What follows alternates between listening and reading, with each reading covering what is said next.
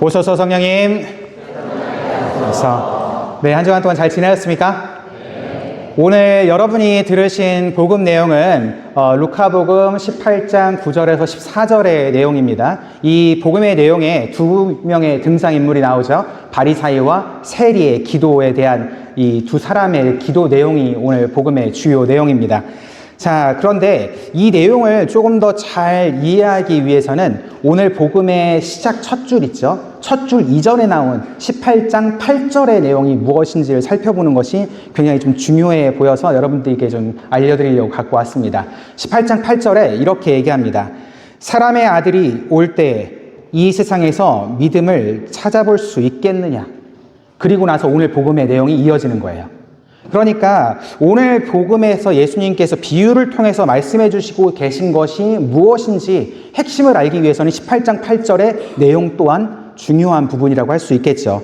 즉 예수님께서 당신이 다시 오시기를 기다리고 있는 우리에게 당신을 기다릴 때 어떤 믿음으로 살아가야 되는지에 대해서 이야기해 주시려고 오늘 비유에 대해서 이야기해 주신 것이다 라고 이해를 할 수가 있는 겁니다. 자, 예수님께서는 오늘 이 비유의 시작을 이렇게 말씀하십니다. 스스로 의롭다고 자신하며 다른 사람들을 여신 여기는 자들에게 말씀하십다라고요.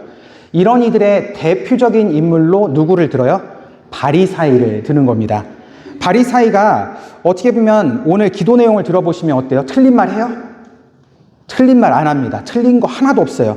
원래 율법에는 1년에 한 번 단식하라고 되어 있는데 이 사람은 어떻게 해요? 일주일에 몇 번 해요? 2번 단식합니다. 그리고 모든 수익의 11조를 하느님께 바치는 아주 훌륭한 사람이에요. 율법적으로도 훌륭하지만 도덕적으로도 굉장히 훌륭한 사람이 이 바리사이입니다. 자, 그런데 그의 기도 내용을 들어보면요. 그의 기도는 하느님을 향하고 있을까요? 아닐까요? 하느님께 향하고 있지 않습니다. 그가 서서 기도하는 방법을 보면요. 거기에서 이렇게 복음서는 이렇게 얘기합니다. 그는 꿋꿋이 서서 혼잣말로 이렇게 기도하였다라고 하죠. 꿋꿋이 서서 혼잣말로. 여기서 혼잣말로라는 말의 원어를 살펴보면요. 혼잣말하다 또는 자기 자신에게 이야기하다라는 것이 정확한 의미예요. 즉 뭐냐면 기도한다라고 하지만 그의 기도는요. 감사 형식을 띤 자기 자랑밖에 되지 않습니다. 그냥 자기한테 얘기하는 거예요. 너 정말 잘 살았어. 거울 보고 혼자 얘기하는 거하고 틀릴 바가 없는 거예요. 자, 이렇게 얘기합니다. 오, 하느님, 저는 저기 있는 저 사람들하고 완전히 같지 않으니 감사합니다. 저는 단식하고 저는 11조도 충실히 바칩니다. 이 바리사이의 신앙심은요, 신앙이라는 것은 자기 의로움에 기반합니다. 그는 하느님과의 관계를 이 계약이나 거래로 바라보고 있어요. 하느님, 저 이 정도 하느님한테 했으니까 하느님 저한테 복 주셔야 됩니다. 그거 안 해주시면 당신 안 좋은 사람이에요. 저 이 정도까지 했으니까 저 이 정도까지 해주셔야 됩니다. 바리사의 마음에는요, 자신의 업적으로 가득 차 있습니다. 그래서 그런지 하느님의 자비가 비집고 들어갈 자그마한 틈도 보이지 않습니다. 반면 세리는 어떤 사람일까요? 세리라는 사람, 우리 예비신자분들은 잘 모르시겠죠? 세리는 어떤 사람이냐면 세금을 걷어서, 유다인들에게 세금을 걷어서요, 누구한테 바치는 사람이냐면 로마 제국에 갖다 바치는 사람을 이야기하는 거예요. 그래서 유다인들은 자기 동족의 재산을 거두어서 로마에 바치는 이 세리가 완전히 나쁜 사람인 거예요. 동족의 배신자인 겁니다. 이 세리는 공인된 죄인입니다. 민족의 배반자이죠. 그리고 착취자입니다. 그는 스스로도 자기의 죄에 대해서 너무나도 잘 알고 있고 다른 모든 사람들도 그의 죄를 너무나도 잘 알고 있습니다. 그는 성전에서 감히 고개를 들지 못합니다. 그는 바리사이처럼 내세울 수 있는 어떤 선행의 목록이 없어요. 오히려 그가 가진 것은 자신의 죄의 목록밖에 없습니다. 그의 기도는 단 한 문장입니다. 오 하느님, 이 죄인을 불쌍히 여겨주십시오. 그는 자신을 그냥 어떤 다른 죄인들과 똑같은 죄인이라고 얘기하지 않아요. 저는 이런 죄인입니다라고 정확하게 이야기합니다. 고백하는 거죠. 지금 여기 서 있는 제가 모든 죄악의 표본입니다. 하느님, 이런 저를 용서해 주십시오라고 고백하는 것과 같은 말이 오 하느님, 이 죄인을 불쌍히 여겨주십시오라는 한 문장에 포함되어 있는 거예요. 자, 그는 어떤 변명도 하지 않고요. 어떤 약속도 하지 않습니다. 제가 내일부터 세리일 그만두겠습니다 라고 하느님하고 거래하지도 않습니다. 그는 그저 자신의 이 부서진 마음, 그리고 자신의 상처와 죄를 있는 그대로 하느님 앞에 딱 내어놓고 하느님의 자비를 구하는 사람입니다. 저의 죄를 덮어주십시오. 저를 용서해 주십시오라고 애원하는 사람이 바로 이 세리였던 거예요. 이렇게 복음의 두 등장인물의 기도를 말씀해 주신 예수님께서 끝맺음으로 이렇게 얘기하시죠. 그 바리사이가 아니라 이 세리가 의롭게 되어 집으로 돌아갔다. 그런데 제가 이 강론을 준비하면서 갑자기 이런 질문이 스스로에게 생긴 거예요. 과연 이 세리가 회개한 게 맞나? 만약에 회개했다면 이 사람은 돌아가서 세리 일을 그만두고 정말 하느님의 의로운 사람답게 살았을까? 아니면 성전에 오기 전에 기도하러 오기 전에 분명히 뉘우쳤을 것인데 성전에 와서 갑자기 뉘우치진 않았을 거 아니에요? 분명히 뉘우쳤을 것인데 그러면 성전에 오기 전에 세리 일을 딱 그만두고 거기에 오지 않았을까? 그러면서 하느님한테 죄를 용서해 주십시오 라고 해야 됐었던 것은 아닐까? 이런 생각이 들었어요. 어때요, 여러분들? 쓸데없는 질문 같아요? 처음에 묵상을 하다 보니까 쓸데없어 보이는 거예요. 야, 예수님께서 그런 거 생각 안 하고 이런 비유를 말씀해 주셨겠냐? 라는 생각도 해보고 또 이런저런 생각을 했는데 생각을 하면 할수록 이것이 어떻게 보면 복음을 이해하는데 우리가 어떤 믿음을 가지고 살아가야 되는지에 대해서 알려주시는 아주 핵심적인 그 질문에 대한 답에 이르는 핵심적인 열쇠 역할을 하지 않을까라는 생각을 하게 됐습니다. 이제 다시 한번 그 질문으로 들어가 보죠. 세리가 직업을 그만두지 않았는데도 어떻게 의롭게 되었다라고 하는 예수님의 선언을 받은 것일까? 바로 이 질문. 우리가 진정 뉘우쳤다면 그만뒀어야지라고 생각하는 순간 우리는 세리의 회개가 진짜인지 가짜인지를 판단하고 있는 것과 같습니다.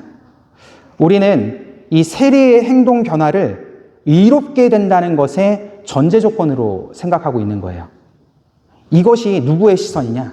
바로 바리사이의 시선이었습니다. 바리사이는요, 자신의 행위로 자신을 판단했죠. 그리고 세리의 행위로 그를 판단했습니다. 우리 역시 세리의 행위를 근거로 그의 의로움을 판단하려고 하는 우를 범하고 있는 거죠. 예수님의 선포는 이런 우리들의 판단을 완전히 뒤엎으십니다. 내가 너희에게 말한다. 그 바리사이가 아니라 이 세리가 의롭게 되어 집으로 돌아갔다. 예수님은 세리가 선한 사람이 되었다거나 또는 직업을 바꿨다라는 말씀을 더 덧붙이지는 않으십니다. 그가 의롭게 되었다라는 선포만을 하실 뿐이죠. 그래서 여기서 우리는 세 가지 우리가 꼭 지니고 있어야 되는 믿음이 어떤 것인지에 대해서 알 수 있다라고 생각을 합니다. 첫 번째는 우리의 의로움은요, 행위가 아니라 바로 하느님의 은총에서 온다라는 믿음입니다.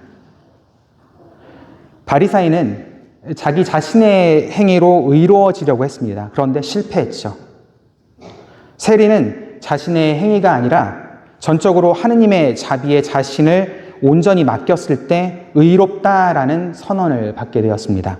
즉, 구원이라는 것은 내가 쟁취하는 어떤 전리품이 아니라는 겁니다. 오히려 비어있는 우리들 손 있죠? 이 손에다가 하느님께서 선물로 주어주시는 것, 그것이 우리의 구원이다라는 것을 우리는 믿고 있어야 됩니다. 우리 행위로 구원을 얻을 수 있다라고 생각하시면 안 돼요. 자, 두 번째 믿음은 하느님은 완벽한 자가 아니라 필요한 자를 찾으신다라는 믿음입니다. 만약 구원이 죄를 다 끌어낸 후에 오는 것이라면 우리 중에 아무도 구원받을 수 있는 사람은 없습니다. 우리는 모두 내일은 꼭 이라고 다짐하면서도 오늘 또 넘어지는 세리와 다를 바가 없죠. 복음은 우리가 완벽해져야만 하느님께 갈 수 있다라고 말하지 않습니다.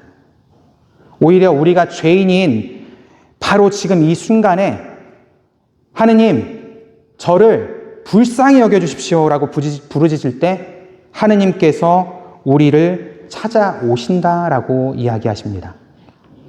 즉 완벽한 자만이 하느님께 구원을 받을 수 있다는 믿음이 아니라 부족해도 겸손하게 하느님의 자비에 기대는 사람이 구원받을 것이다 라는 믿음, 그것을 우리가 지녀야 한다라는 것이 두 번째 우리가 가져야 될 믿음입니다. 그리고 마지막 세 번째, 참된 회개라는 것은 조건이 아니라 결과라는 것입니다. 제가 질문한 세리는 직업을 그만뒀어야 하지 않는가라는 이 질문 있죠? 이 질문의 순서가 틀렸습니다. 순서가 틀렸어요. 자케오라는 인물 여러분들 기억하십니까? 루카복음 19장에 나오는 세리, 세관장이었던 자케오, 키가 작았던, 그래서 예수님을 보려고 높은 나무에 올라가죠. 그래서 예수님을 만납니다. 예수님을 만나서 예수님께서 그의 집에 가시죠. 그때 세리였던 자케오가 이렇게 얘기합니다. 제 재산의 반을 가난한 이들에게 주고 횡령한 것이 있다면 네 곱절로 갚겠습니다. 이 행동의 변화, 직업을 그만두거나 보석을 치르는 거 있죠? 이런 것은 하느님의 자비를 얻기 위한 조건이 아닙니다. 오히려 하느님의 자비를 이미 받은 사람이 기쁨으로 맺는 열매, 그것이 바로 이 행동의 변화인 겁니다. 오늘 의롭게 되어 집으로 돌아간 이 세리가 내일 자케오가 같은 삶을 살게 될지는 아무도 모릅니다. 중요한 것은 그 첫걸음, 즉 하느님의 자비에 자신을 온전히 맡기는 기도가 오늘 성전에서 그에게 이루어졌다. 그로 인해 이루어졌다라는 것입니다. 오늘 복음은 그렇기 때문에 우리에게 죄의식을 심어주기 위해서 말씀하신 내용이 아닙니다. 오히려 우리를 끊임없는 자기 의로움을 내 행동으로 구원받으려는 이 부담감과 죄의식의 절망으로부터 해방시키시는 아주 기쁜 소식인 겁니다. 그리고 어떻게 하면 올바른 믿음을 지니고 살아갈 수 있는가를 알려주시는 말씀이기도 하죠. 그래서 오늘 우리에게 스스로 이런 질문을 해봤으면 좋겠습니다. 나는 지금 어떤 믿음을 지니고 있는가? 나는 무엇을 신뢰하고 살아가고 있는가? 바리사이처럼 나의 선행, 나의 기도 시간, 나의 봉사, 나의 도덕적인 우월감을 신뢰하면서 하느님 앞에 꼿꼿이 서 있는가? 아니면 세리처럼 나의 나약성과 이 죄성에도 불구하고 나를 있는 그대로 받아주시는 하느님의 무한한 자비, 그 하나만을 신뢰하면서 그분 발 앞에 엎드려 있는가? 하느님은 우리의 완벽함을 원하시는 것이 아니라 바로 우리의 솔직함을 원하신다는 것을 기억했으면 합니다. 하느님은 우리의 업적 목록을 보고 싶어 하시는 것이 아니라 바로 그분을 향한 우리의 빈손을 바라보고 싶어 하십니다. 오늘 이 미사를 봉헌하면서 우리 모두가 이 바리사이의 꼿꼿함을 버리고 오 하느님, 이 죄인을 불쌍히 여겨주십시오라고 하는 이 세리의 기도를 진심으로 바칠 수 있는 이 겸손한 믿음을 지닌 신앙인이 되기를 함께 기도했으면 좋겠습니다.